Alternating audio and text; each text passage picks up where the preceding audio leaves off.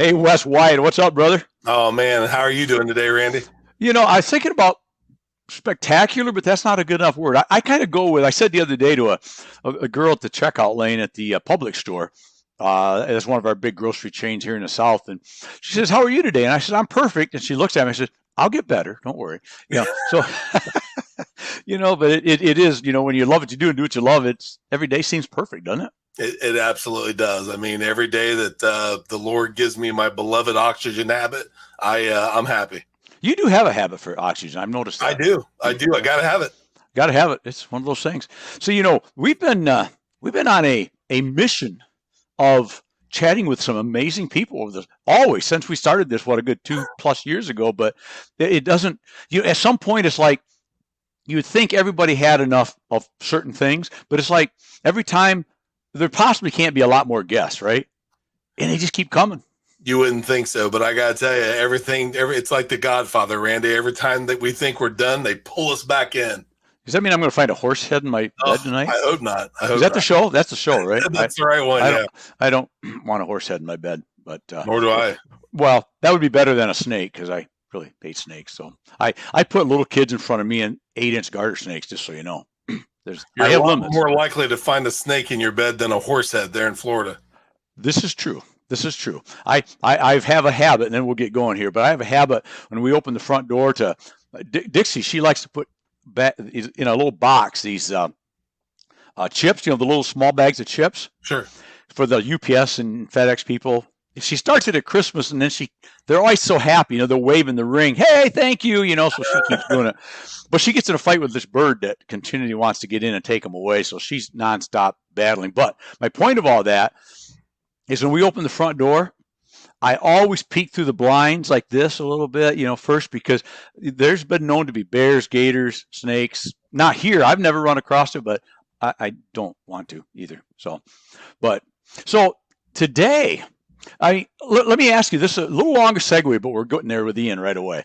Would you say that if you were sort of a pretty good sales guy over the years for a company like Apple, that you're pretty good, right? Oh, absolutely. So what if I was to tell you that our friend Ian was the #1 top salesman in the world for Apple? He was named that back in 1990. I got my notes here someplace, but that would almost be wow, wouldn't it not? That would be a wow. That's almost Mickey Rooney-ish, Mickey, it is. I was the #1 actor in the world. Get it, the world. Yeah. you have a new calling. It's over. I need a new director because Wes is leaving me. I can see it now. That's Dana Carvey. I'm just making fun of him. Yeah, I know, but I knew what you meant. It's still funny though. Oh, well, good. Well, let's go. Unless you got something else, let's go get our friend, and he truly has become a friend in a short period of time. Ian Selbie. What do you think? You want to do that? I think that's a great idea. Let's do it. All right, I'll wait here. All right.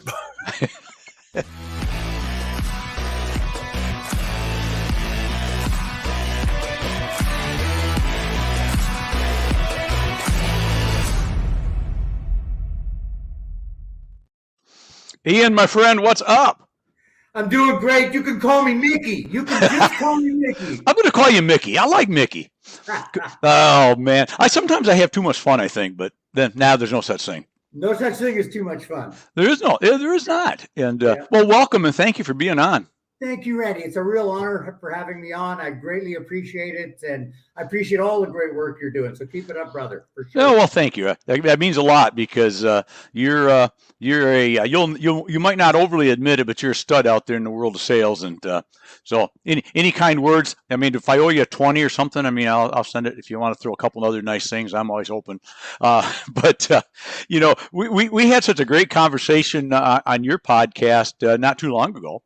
God, I knew I had to get you on to chat about sales. This is my favorite subject. So, maybe outside of Michigan football, but they lost in the playoffs, so I'm not talking about them for a while. So they're on hold. I'm sure Jim Harbaugh is quite concerned about that too. But yeah, they're on hold. Well, we have the sales passion in common, my friend. We do. So you're in beautiful Vancouver, British Columbia, at this very moment. The West Coast, or some of us call it the Wet Coast at this time of year, which you don't own an umbrella in Vancouver, you're not going outside because in the winter we get more rain than we get snow. But yeah. Vancouver, lovely city, lovely spot in the summer for sure. Oh, exactly. I'm sure. Never been there, but now I know somebody there. I know a reason to come. Exactly. Yeah. I bet you know a portside watering hole somewhere in town we could find. Oh, there might be one or two. No, I'll bet that. We'll find one or two in the first hour and go from there. Absolutely. Then we'll reconter or whatever that is. I don't even know if that's the right word, but I like to say it. So my wife has an issue with me. She's a former English major, and she has a real issue with the fact that she hates the fact that I make up words. But I said, it's me talking, it's my words, and so just go with it, right? I do the same thing when I'm writing an email. If I have a problem trying to spell the word, I just find a new word. Go with that one. I can spell that one. So exactly. Struggle, wrestling with text when you can just pick a new word. Exactly. And I sometimes have to hit the voice to text just to say the word so to find it because I can't spell it good enough that spell check will find it. Then I go. You're a hybrid warrior. You that's know it. All those gadgets and how to make them all work. Well, I do it all while juggling donuts. I mean, it's amazing. Oh man. So tell us a little bit about who in the world is Ian Selbie. Well, I was actually born in Scotland, so I'm actually a Scotsman. I can put on the accent at will, like if you need it, like that. Yeah, let's do a little bit of the Scottish, Ian, and then we'll go back to the British. Well, I open up some of my keynotes this way. Oh, do you? Absolutely. Like, fight and you may die, run and you may live, at least for a while. But dying in your beds many years from now, would you not be willing to tell your enemy they can take my lives, but they'll never take our freedom? Scotland the brave. Oh man, that's awesome. Yeah, great movie, as Wes says. That's awesome. I bet that's an attention getter. A little bit. That's when they're still not sure if I'm on stage and so I break into that and what's going on? Okay, well, sit and shut up now, right? It's a good one. Yes, it's time. Maybe I should get my chair, shut my phone off now. Yeah. Oh, that's awesome. So you've delivered some of your proven methodology to 17, 18, 20, I mean, thousands of people worldwide, and not just to Ding and Ling sitting on the corner pub. I mean, we're talking CEOs and high energy, high level professionals, right? So tell me about that whole thing. Well, it's interesting. And you referenced Apple. It was a real honor. I met Steve Jobs, still have my picture taken with him years later when I started to write some books. I thought, there's an idea. Finally, a place I could put the picture of Steve and I. There you go. I knew there was a reason. I didn't know why. Yeah. Had a great run at Apple, as you said, won a very big award in 1990, which is really a team award. There's a whole host of people that helped to pull that one off. So kudos to them and thanks to them always. But after 10 years at Apple, I thought, I'm sick of renting my resume to the highest bidder. I want to actually, get in the lane where I want to be. I love selling. I love presenting. I love coaching and leaving something or somebody better than how I found them. So I was like, why don't I do that for a living? So I started a business and did exactly that. And so I call it picking your lane, Randy. So early on in our careers, if we can pick the right lane, you'll not only be really good at it, you'll want to do it a long time. So over 25 years later, I'm still doing what I set out to do after I left Apple so many years ago. And I still love what I'm doing. It's still my passion. I don't go crazy like I used to doing 22-day world tours, come home to change laundry and go out again. I'm a little more balanced and structured with my time and energy, and a little more picky about who I like to work with as well. When I've got a handful of CEOs that I love and trust, and we go back 20 odd years together in various capacities. So I'm happy doing that. I feel blessed that I've been given the skills and drive that I've got, and I get to share it with the sales world at large. So it's certainly living my passion. That's awesome. And isn't life just a great adventure when you love what you do and do what you love, right? It absolutely is. And when you do love it, you'll want to do it. It's not even a job. It's like, I can't wait to wake up and do it again tomorrow and again and again. And it just feels like it was meant for you. It's like a movie that was written and you're the lead actor in it. Don't be a supporting actor in your movie. Be the lead actor in your movie. Exactly. I love that. I love that statement. And a lot of times I'll say stuff to people like, God, I love Mondays. And they all look at you like, no, you don't. You're lying. I go, but I do love Mondays. That doesn't mean I don't love my Sundays and my Saturdays and the balance to do some stuff. But I don't look at Mondays as, oh, crap, it's Monday. I look at Mondays as, let's get up early, let's get at it. And because, again, we love what we do, right? Absolutely. Absolutely, yeah. Randy. 100%. Love it. Love it. So tell me a little bit about, you wrote a book, or a couple books, right? And the one that really is interesting to me, I love the cover and I love the title more than anything. If you were arrested for selling, would there be enough evidence to convict you? Can't read my own writing. To convict you. Yeah. See, I can't write, I can't spell, and I can't read, and sometimes I can't talk, and I use wrong words. But outside of that, I'm an outstanding writer and a great show host. But I mean, I love the cover. I love the title. We'll go on to some other things, but I don't want to run out of time or forget to talk about this because I think it's a cool book, and it's available through your website. But the title tells it all, right? I mean, are you in the game or are you not in the game, right?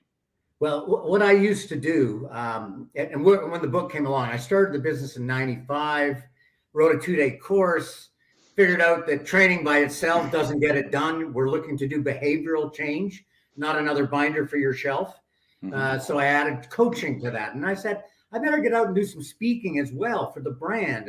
And that's a great way to prospect. Back in the days of doing seminars where you'd have an executive breakfast and have 30 people in the room. And some of them are going to be new clients. So it was always, I thought, to be a better speaker, I should write a book. So I used to ask questions to CEOs. This is where the title of the book came from.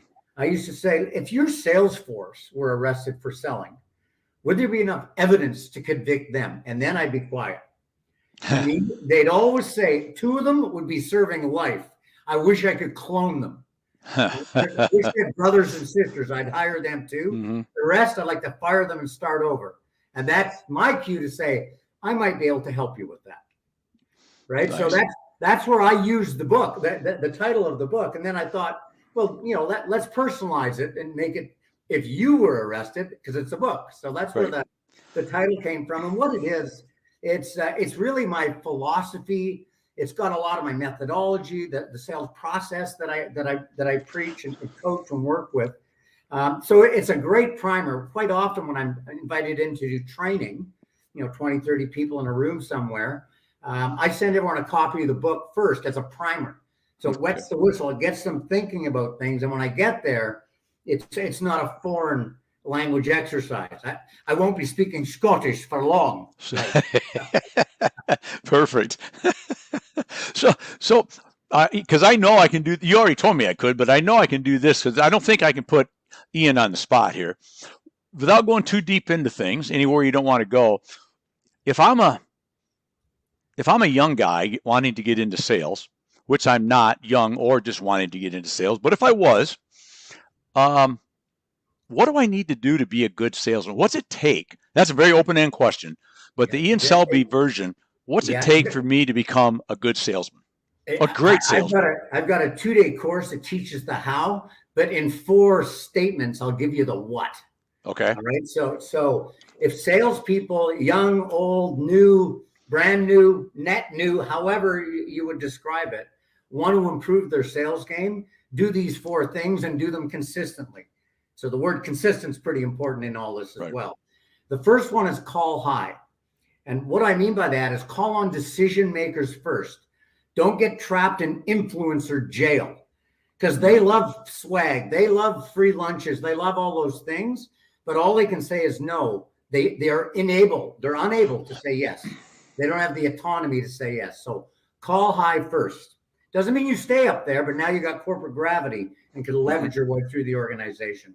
Call on the decision maker first. Is it harder to get those meetings? Is it harder to identify who they are? Yes.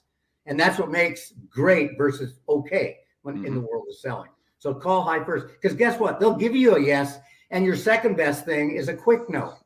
The worst thing we can get in sales is that slow no, that eventual maybe. And that comes from calling too low. So call high. Number 2, and this is where for salespeople that have been doing it for a while, it's hard for them to unlearn some things. So number 2 is find the pain. Find out what their business pain is. So this requires us not thinking like a commission breathing salesperson. We have to think on the customer side of the desk. What are they trying to accomplish? What are they trying to do with their business? How could I add value to that process? So find the pain. That's the second one. The third one is then bring the gain. And the gain can come in different forms. So one of the gains could be maybe we have some solutions that would address some of their pain. It's wrong of us to ever think everything we've got will fix everything they need. Right. That's not true. But identify the components or the elements of the business pain that our gain, our products, our services can address. And don't stop there. I call this the outer ring. This is how you expand value. Value has an equation. V equals D minus C. I've asked thousands of salespeople, how many of you want to increase the value you give your customers? They all say yes. There's 2 ways to do it. One is take the same benefit and charge less for it. Reduce the C makes the B bigger, and then it makes the V bigger. So that's called discounting, but not always the right strategy. Right. Because that ends up being a race to the bottom, a race you don't want to win. Right. The other way to increase your value is the only way to do it is to understand what value would mean to them. Value, like the word beauty or the word success, is in the eye of the beholder. So what is the business pain of that customer? How can you add value to that and make your B bigger? It might be introduction to someone you know, or another customer you have that's gone through the same business challenges. Perhaps it's introducing them to some talent they need to join their company. It could be anything depending on whatever their business pain is. So let me summarize before I give you the first one. Call high, find the pain, bring the gain, and then number 4, do it again and again. So follow up, be professional. Account management is not an accident. It needs to be intentional. You have to conduct and schedule and drive your own account reviews with existing customers. So that's why I say again and again, and consistent. Sure. Do we need to be confident? Yes. Not overconfident. We don't ever want to end up in that other category of overconfident, cocky, arrogant. We don't want to go down that road, but confident. Be persistent. Never take, you could lose the game, win the series. You could lose the series and win it all next year, like your football team. Right? So be persistent. There's always another. The great thing about sales is there's a new game for you every day. Exactly. So you take that persistence and passion and go play a game you can win.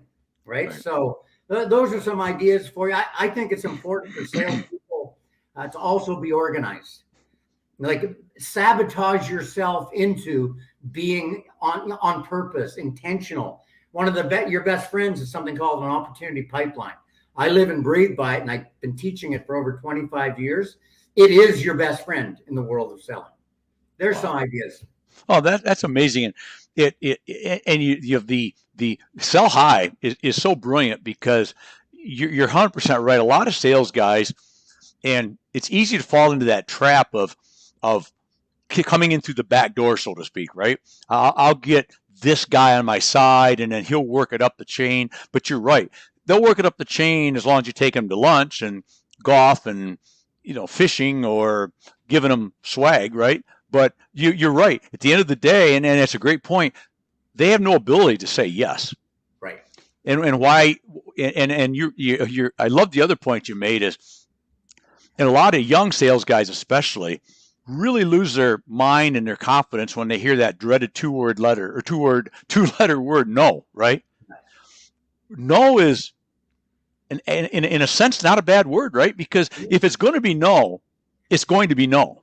Yeah, right? Yes is our favorite word. And we've all gotten a yes and shooken hands, put the contract in our case, got into the elevator. No one was on it. Press lobby, gave ourselves exactly. Yes. And then we walk out of the elevator. And we're happy. Yes is a great word. Let's not forget that. But the second best word in the world of selling is a quick no. Exactly. The worst word is a slow no.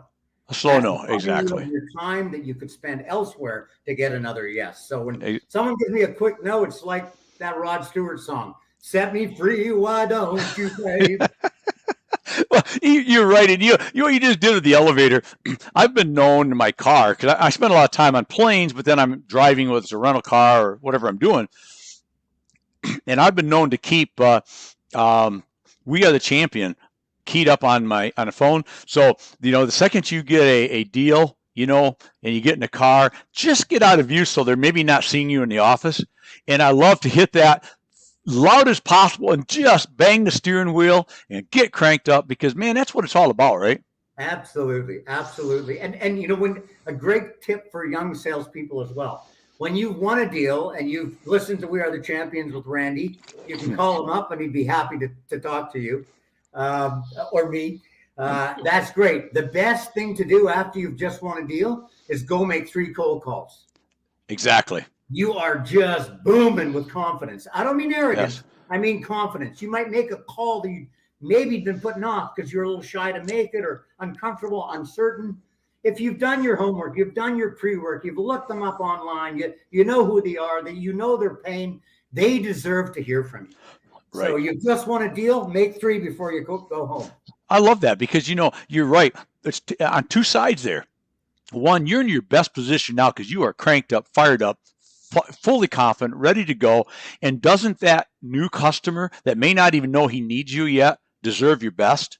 Absolutely. And you're bringing the best you have right then, as opposed to you just had 3 no's in a row and 2 people told you to get out of my office and never come back again. I hate your hair.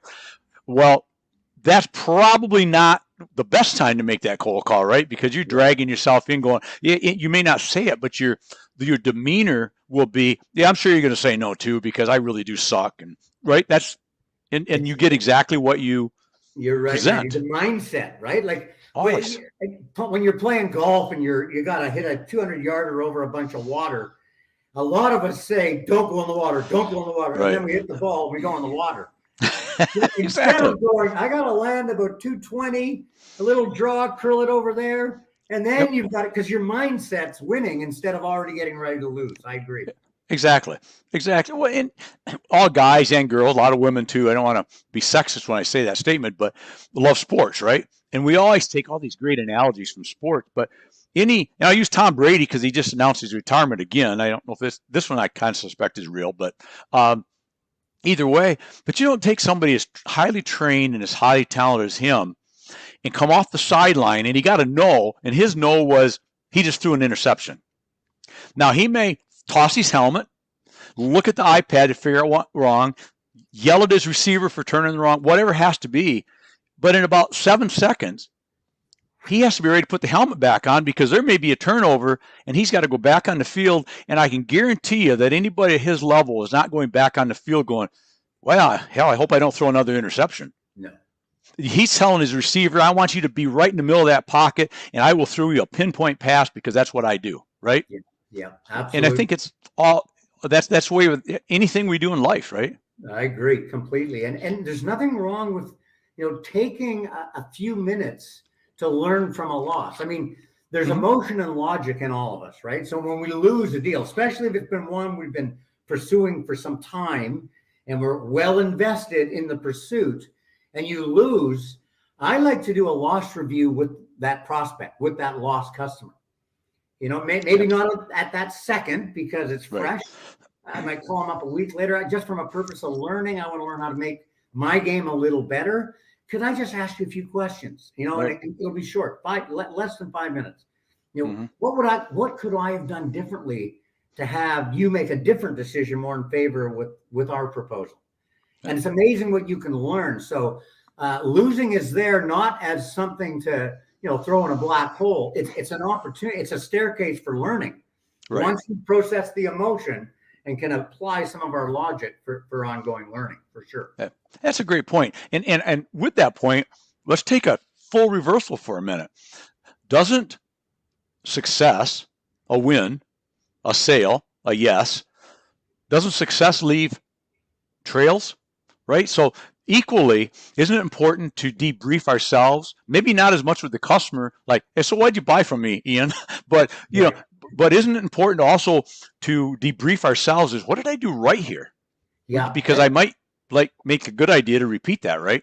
Yeah, in my methodology, I've got as part of the blueprint and the method of the process, I call it a win-loss analysis. So more often than not, when we win, the average sales person out there will not say, well, it's because of this great team. We had a fabulous solution, well priced, well presented. They just say, well, they said yes, they were dealing with me after all, right? So that's the Right. So we typically we're too busy celebrating or making those 3 cold calls before we celebrate to learn what we did right. And an opportunity for debrief on a win, typically there's a collaborative process going on when you're selling. You might have you, the sales manager, maybe some technical support, some product people. So after you've won a deal, there's nothing wrong to circle the wagons there and go, what do you think made us win this deal? Did we buy it just because we had the best price? What was it about our presentation or proposal that really stood out, do you think, for this customer? Right. Because every customer is different. Exactly. So you just do this once and it's, set it and forget it. It's a redo every deal because every customer perceives value and has a different business that you're trying to help. Exactly. So one last question. I made a note to myself. I wasn't doing crossword puzzles while I was looking down because that would really bore me. But relationship versus trust. I know there's a lot of conversation out there all the time. Which comes first? Which is more important? What say you on that? Sure. I think there's a connection. There's an overlap, but the relationship is the what. That's what we aspire to have, right? And we need to get good at certain things like psychology. And in my course, I have something called character analysis that helps read personal type, so you can better understand. It gives you a bit of a shortcut in terms of communication with that individual. So to help develop that relationship, once you've got that development going, once you can establish trust, it becomes an asset. So the pursuit of relationship is the road you're on. That's the car you're in. That's where you're going. That's what you want. But the destination is trust from that new customer, right? And by the way, once you've got trust, I'm sure you know this, Randy, you could have a trusted relationship for life. You could change companies and bring your book of business with you across the street. You could change industries and they'll give you referrals to other people that might help you. So once trust is there and not taken for granted, nurtured and continually, developed ongoing, trust is the vehicle. That trust is the asset. Exactly. In real estate, what are the 3 most important things? Location, location, location. Right. In sales, what are the 3 most important things? Relationship, relationship, relationship. And you get them by building trust. And it's not on them to build it. It's up to us. The salesperson has to own that objective of establishing trust. So that means never lie, never mislead, always prove, be full disclosure. Companies know that companies make a profit. A company you're selling to makes a profit as well, or they don't have a company. Right. So you don't have to be shy to be profitable. Right. But at the same time, being transparent with what you can do and what you can't do will do you a world of good. Randy, when we had you on my podcast, you referenced this, and I love what you've said. It's happened to me as well. When you've built that trusted relationship with a customer, eventually you become their go-to. So Randy has a thing. If you haven't heard him say this before, it's I'm going to ask Randy if he can do that. And I'm going to ask Randy if he's got that. Right. And if you can't, what do? You refer them to others that can. And that came out of the trusted relationship that you, my friend, have built. Well, thank you. I think I told you when we were chatting on your podcast, which I want to finish up with talking about in a minute, but that if you can be their trusted advisor, right, or whatever term you want to come up with that means the same thing. One of my favorite calls is, hey, Randy, I thought of you first. Do you have this, or do you know where I can get it? You know why that's so a favorite to me? Because that means that I have got to that position with them where, if I have it, I want to give this business to you. But if you don't have it, I know you'll steer me in the right direction. It doesn't get any better than that. That's trust in action. That's like, I trust you, Randy. So if you have it, I will trust your solution that you recommend. I also trust you enough, Randy, that if you don't have it, you would trust someone else Right. who would have it, and I can trust their solution. So there's Correct. this bond of trust in place that is very mobile. And again, never stop building trust with anyone in the world. Yes. It's a continuum. I love it. So let's talk about, we talked about the podcast and that you honored me to be on, which was a great time. And I appreciate you letting me, it was a podcast. So I appreciate the fact that you let me have my Dr. Pepper while we was talking. All my friends know that, Dr. Pepper, that's a bit of a code word, as we've already discussed. It wouldn't be Cabernet, but it might. Anyway, you host a great show, Confessions of a Sales Pro. And I never miss, since I've got to know you. See, there's my bad English today. Since I've gotten to know you, I'm a mid-Michigan hillbilly by background. So what can I say? But I always catch it somewhere, sometimes a day or two later. But tell me how that started, and what will people get when they listen to what I just said and start watching your show or listening to your show? Tell me what this thing's all about. Sure, Randy, happy to. I guess it was my pandemic pivot to put it into a category. People like in my industry who do training, coaching, speaking, when COVID hit, our pipelines evaporated. Right. Everyone had, I got to fly here, got to go there, got to rent a car, got a hotel, speaking to 100 people there, 20 people there. Everything went on hold because no one traveled. No one wanted to get together. We were homebound with masks on, and I was like, I'm bored. I need a hobby. So right. I thought, why don't I do a podcast? Yeah, that's a good idea. And so the first dozen episodes or so were just me talking about components of the books that I've written. And I thought, those poor listeners, they must be so sick of hearing my voice by now. I better start to have some guests on this show before everyone just leaves me. And so at first, Randy, it was all about sales and sales leadership, which is kind of the lane that I've been in for all these years. And then the circle, depending on the guest, because my guests give me referrals to other guests. Mm-hmm. So the circles start to get bigger and bigger, and branding, marketing, recruiting, HR, mindset, mental toughness. It's fascinating. So now it's a hobby of mine. Episode 115 comes out for me on this Thursday. And I love talking to people like yourself, Randy, like-minded individuals anywhere in the world that could add value to the world of selling somehow. And there's lots of different ways to add value to that. There truly is. So it's a weekly. It comes out a new episode every Thursday. It's a hobby that keeps me hopping sometimes. I can tell you. Between making money with some of my clients and doing my podcast, my weeks fill up pretty good. I'm no longer on a three-day week. It can get to 4.5 some weeks. That's for sure. Yes. Yeah.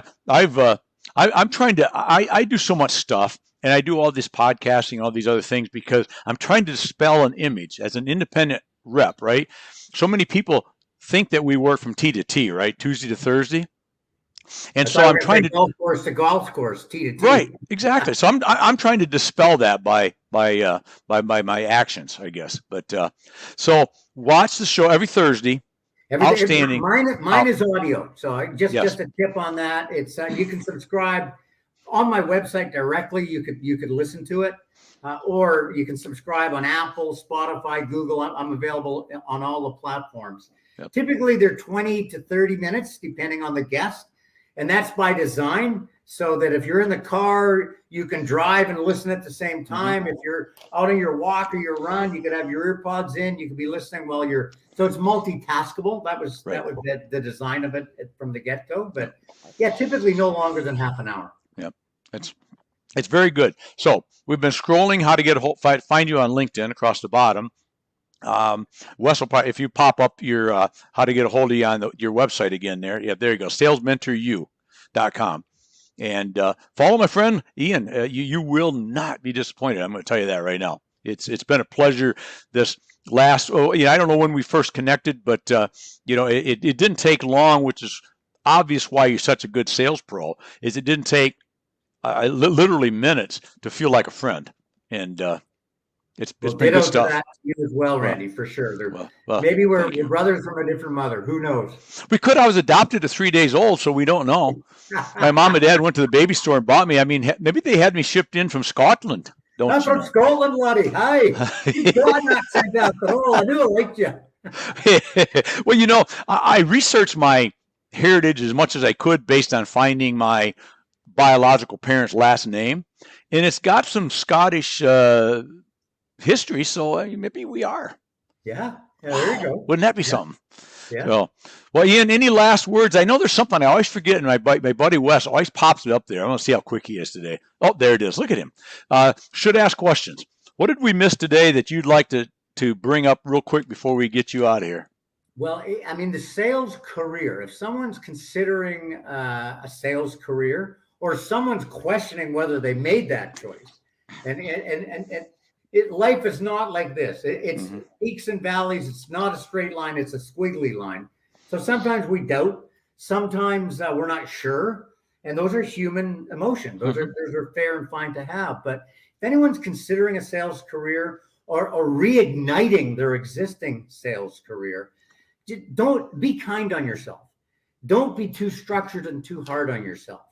There's simple basics you can put in place. Have a pipeline. Look at your pipeline every day. Set some simple goals, a personal sales plan for how many new deals do you need in your pipeline every week to succeed with your goals, and review them. One of the best things that a salesperson can have is to find a coach, someone to hold them accountable on those very goals on at least a monthly basis to keep them on track. If they're struggling with something, you can get some instant feedback. And there's lots of sales coaches out there. There's plenty out there in any geography that would be willing to help. So yeah, stay confident, stay persistent, stay organized, and always keep your promises. That's what Exactly. Love it. Ian, it's been beyond a pleasure, my friend.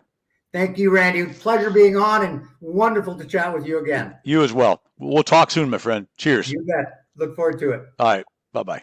Bye-bye. All right, folks. Ian Selbie, bringing the fire. Man, this guy, I can't get enough of him. If you love sales, if you're a student of the game of sales, and I don't care how long you've been doing it, I've been doing it for 4+ decades, and I learn something new every day. And I always learn something new from anything Ian puts out. So follow him, please. You'll love it. Order his book. He's sending me a book. We might even do a book review. I know somebody that does those now and then. But anyway, that's it for today. So follow us again next week. Follow us on audio. Follow us. You can find us on Spotify and Apple, and I don't know wherever else Wes has got us as well. So don't forget to do that. That always drops every Monday after our video show. Our vlog drops on Friday. So until then, remember this: love what you're doing, and do what you love. I say that all the time, if I can say it.